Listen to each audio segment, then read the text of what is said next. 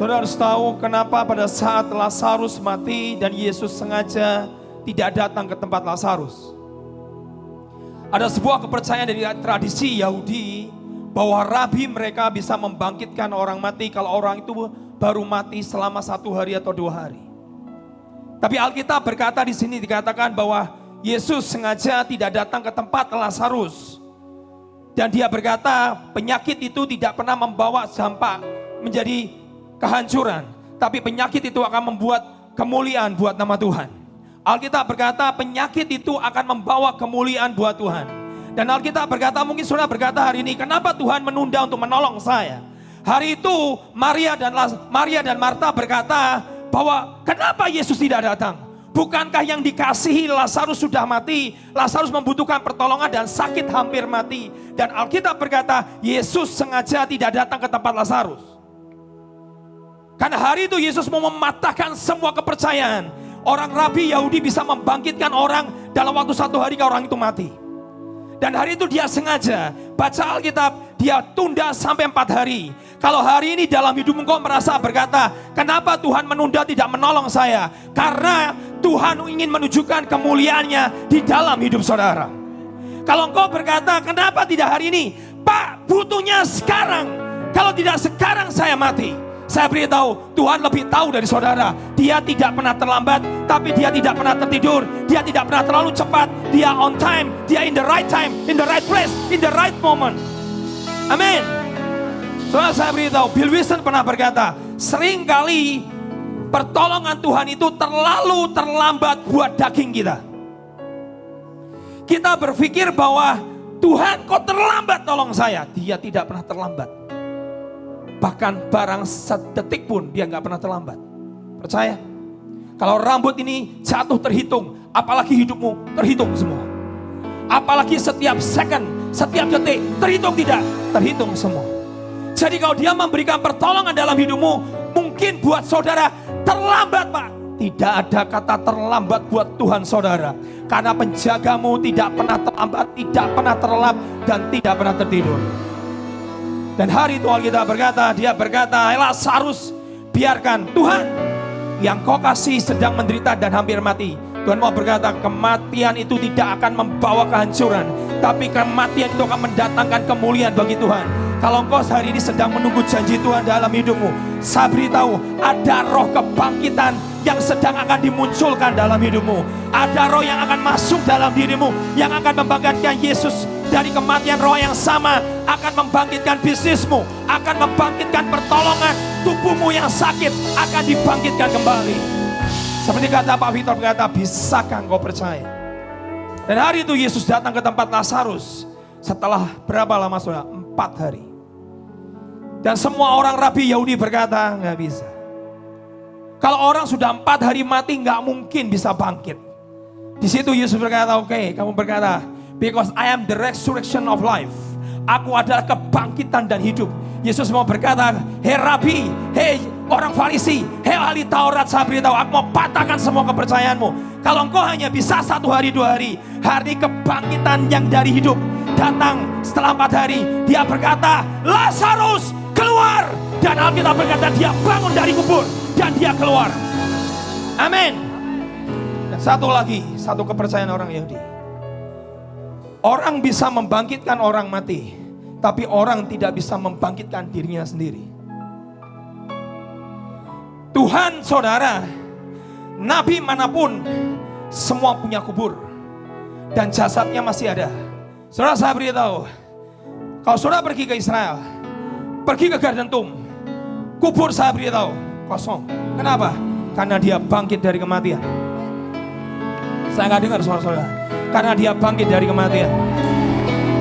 Alkitab berkata, Death, where's your sting? Hei maut, di mana sengatmu?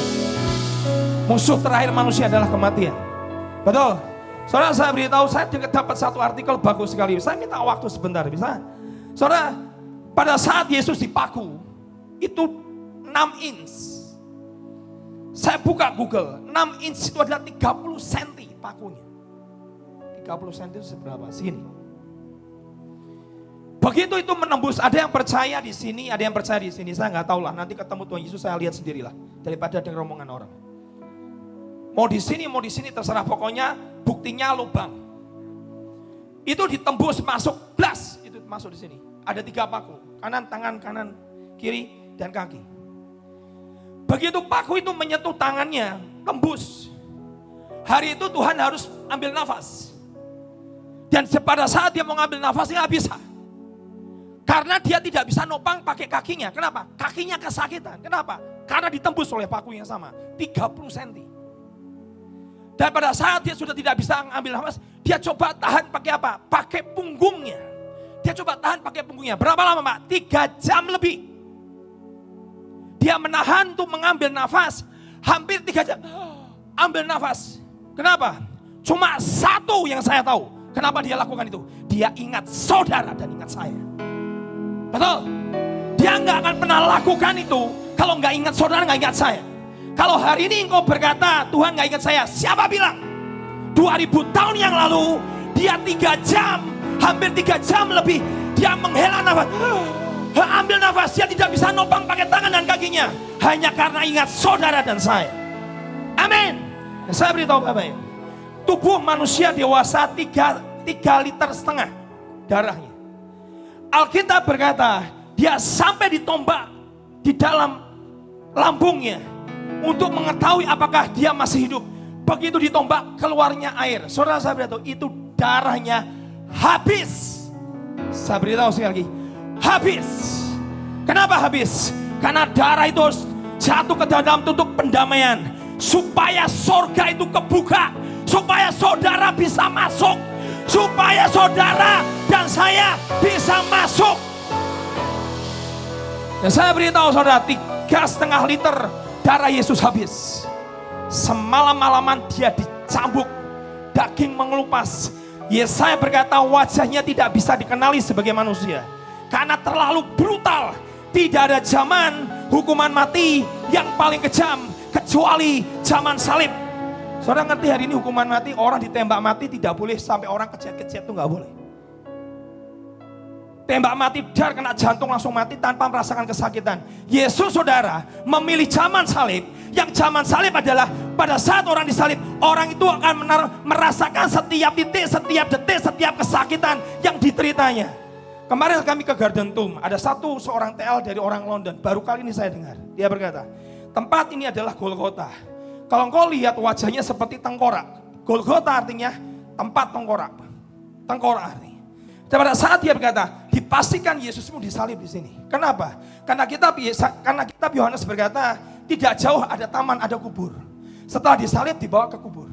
Ini tempat betul-betul tempat di mana Yesus disalib, dan itu adalah kubur Yesus. Setiap kali kita datang ke Garden Tomb, Tuhan selalu menyatakan diri, betul? Semua teman yang pergi ke Garden Tomb, sembahyang di sana selalu ditemui Tuhan, dibelai, dicium, dipeluk dan segala macam. Tiba-tiba TL-nya ngomong gini. Orang London berkata, kamu tahu nggak? Di tempat Bukit Tengkorak ini, depannya adalah pasar. Saya waktu dengar, saya terjemahkan dia maksudnya gimana? Baca Alkitab. Orang yang disalib itu dipermalukan. Dipertontonkan di depan banyak orang. Bukan kayak di bukit seperti kita lihat selama ini di film-film. Itu dipertontonkan di pasar, Yesus hampir ditelanjangi. Supaya engkau yang pernah dipermalukan, sangat dipermalukan, engkau tidak lagi dipermalukan, tapi Yesus sudah ganti semua rasa malu dalam hidupmu. Itu dipertontonkan. Padahal dia benar, dia kudus, dia suci, dia blessed. Dia tidak ada satupun titik dosa dalam dirinya, kata kitab Ibrani. Dan hari itu dia disalib, itu pasar orang lalu lalang. Hampir 2 kilometer sepanjang jalan, dari jalan salib menuju ke Golgota. 2 kilometer itu isinya cercaan, fitnah, ucapan, saksi dosa, ludahan, ditelanjangi, ditendang.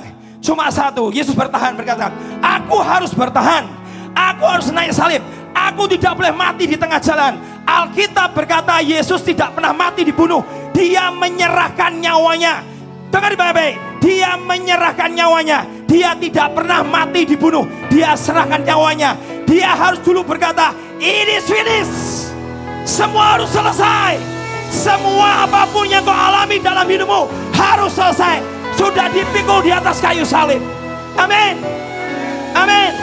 Saya beritahu bos saudara, kalau engkau mengeluh, engkau masih marah, engkau masih berkata, engkau masih mengeluh, masih gerutu, saya beritahu, dia berkata, aku tidak boleh mati di tengah jalan. Itu balok 30 kilo, 30 kilo salib diangkat, berkata, aku tidak boleh berhenti. Aku ingat akan orang bernama Hengki, aku ingat akan orang bernama Charlie, aku ingat akan saudara, namamu dia kenal, one by one, satu demi satu. Dia kenal, aku tidak boleh berhenti di tengah jalan. Amin. Amin. Amin. Saudara, saya beritahu, kalau film The Passion of the Christ yang nyambung Yesus, itu hanya film. Dan ateis 3 orang bertobat gara-gara betul-betul nyambung. Dia bisa berkata, kalau ada Tuhan mau menderita untuk umatnya seperti ini, aku mau terima Tuhan yang seperti itu. Hari ini saya beritahu, betul-betul Yesus merasakan setiap inci, setiap sel darah kesakitan.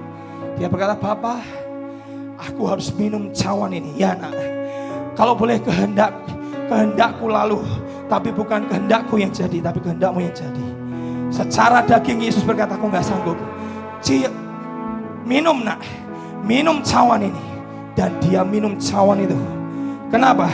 Karena dia ingat engkau, dia ingat saya, ingat bajingan ini, ingat orang yang kotor ini, orang ingat yang najis ini, ingat orang saudara kau yang berkata, aku tidak mungkin berdiri di hadapan tata Bapa. Dia berkata, darahku akan habis untuk membuka tahta surga, dan kau bisa masuk dalam kerajaan surga. Amin. Kau harus sembah Yesus, jangan pernah tinggalkan dia. Karena kita berkata, ada satu lagu bagus sekali, dia berkata gini, and all the earth has trembled. Saudara saya beritahu, pada saat anak Allah itu akan disalib, seluruh bumi itu gemetar, semua alam semesta itu berduka, semua berduka, semua gelap. Dan lagu ini berkata, the sun has hid his face, dan matahari menyembunyikan wajahnya. Dan lagu ini berkata, and all men that walk with him, semua orang yang berjalan hari ini bersama Yesus mengkhianati, bahkan 11 muridnya yang bersama dengan dia tiba-tiba meninggalkan dia seorang diri. Dan lagu ini berkata, he turn away, dan mereka menyalibkan sang penebus, dan mereka meletakkan dia di dalam kubur.